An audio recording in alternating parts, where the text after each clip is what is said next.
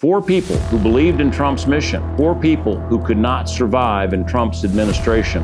What does that tell us? The villain in each of these stories is not Trump's management style or the deep state. It's the same thing Thomas Sowell warned about for decades. When decision makers pay no price for being wrong, the institution rots. Governments do not fail because of bad people. They fail because good people are put in impossible positions without the structural support to do the right thing. The people who replace these 4 will face the same pressures. 4 people, 4 departures in only 12 months. Mike Waltz, a Green Beret combat veteran, National Security Advisor, removed in May 2025 after accidentally adding a journalist to a classified signal chat about military strikes. Kristi Noem, fired in March 2026 after a $220 million advertising campaign featuring herself on horseback. It blew up on her in a congressional hearing.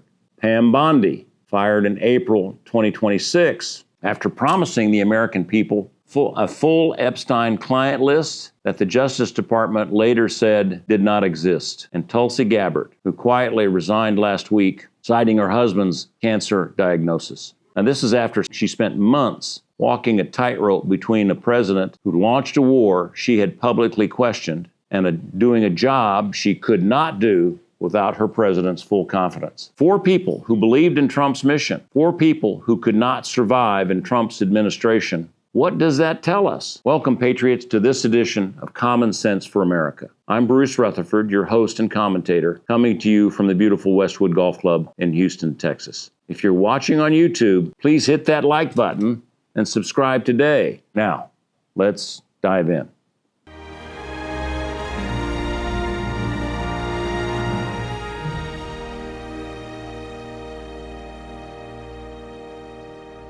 Let me give you the progressive argument first, because it is pointed and it deserves a straight answer. Democrats look at this pattern of losses from Trump's inner circle and say it confirms what they have argued all along, that Trump does not want advisors. He wants loyalists. Pam Bondi promised transparency on Epstein and delivered a redacted binder, or binders plural, to conservative influencers. Gabbard testified before Congress in February 2025 that there was no intelligence suggesting Iran was seeking nuclear weapons. Then watched Trump launch airstrikes on Iranian nuclear sites the following month and say publicly that she was wrong.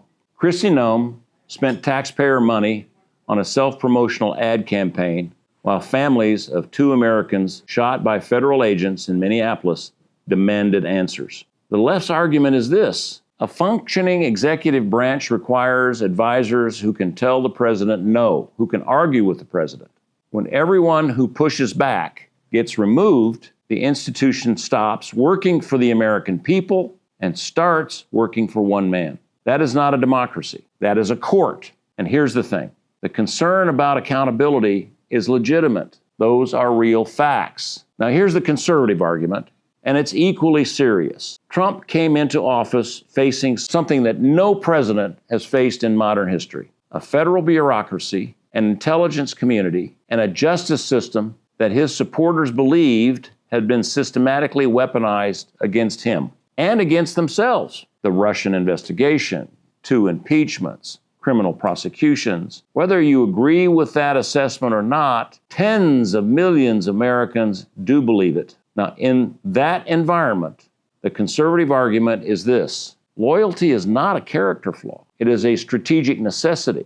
Now remember, Lincoln surrounded himself with rivals because he knew they were extraordinarily talented, and he wanted to hear their views before making up his own mind. He also wanted his rivals close so that he could keep an eye on them. Lincoln fired his first Secretary of War, Simon Cameron, and replaced him with Edwin Stanton, a Democrat. But Lincoln had the benefit of a cooperative Congress and a country that, despite the war, still shared basic institutions. Now, Trump had neither when he came into office. And some would argue he still doesn't have it. When Walt's signal chat nearly exposed active military operations to a journalist, that was not a philosophical disagreement. It was a security failure with real consequences. when Gabbard's public intelligence assessment directly contradicted the president's case for military action against a regime that had declared death to America, the president had to choose between his director of national intelligence and his strategy.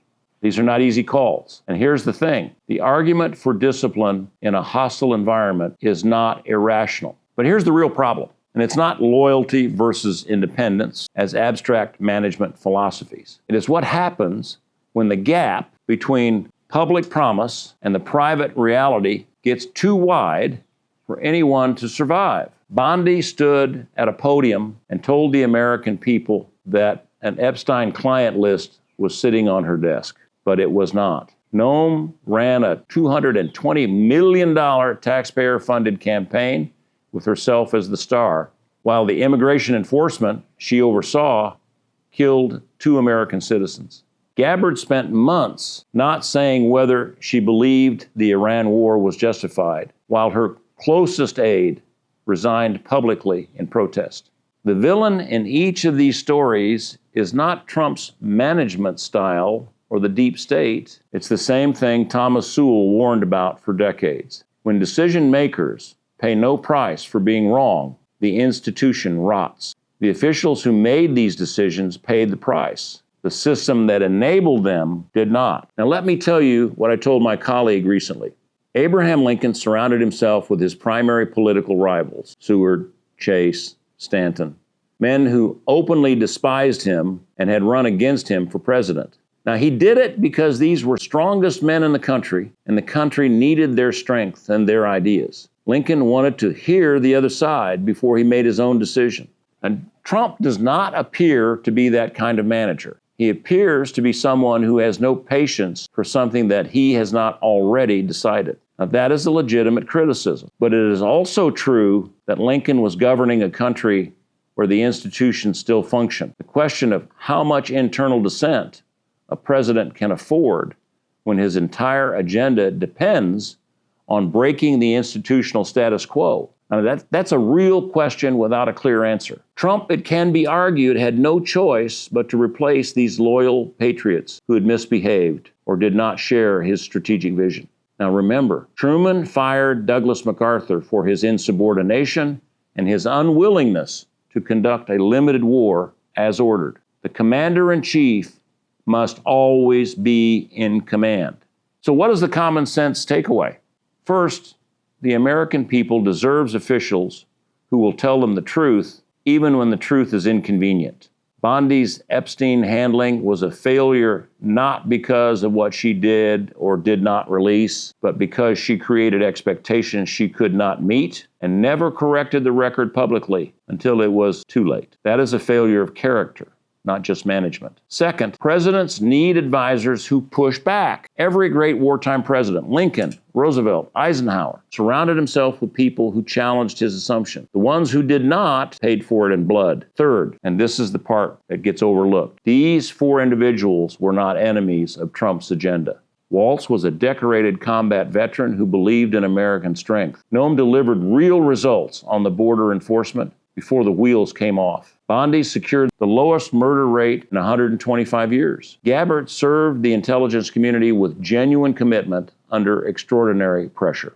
The question is not whether they were patriots. They certainly were patriots. The question is whether the system around them was designed to let them succeed. Now, Trump must create an environment within his cabinet that allows private disagreement and discussion, but demands public unity of thought and strategy. Now, this is a call upon Trump to change his management style and approach. This is going to be very difficult for Trump because, let's face it, it's hard for an old dog to learn new tricks. Here's what you need to remember. Governments do not fail because of bad people. They fail because good people are put in impossible positions without the structural support to do the right thing. This is true whether the president is a Democrat or a Republican, and it is a lesson every American should be watching very carefully right now. This matters because the people who replace these 4 will face the same pressures, the same impossible choices, the same gap between what the public was promised and what the institution can deliver. Talk about this with your family. Tell me in the comments, do you think these departures signal a problem, or do you think this was a necessary disruption?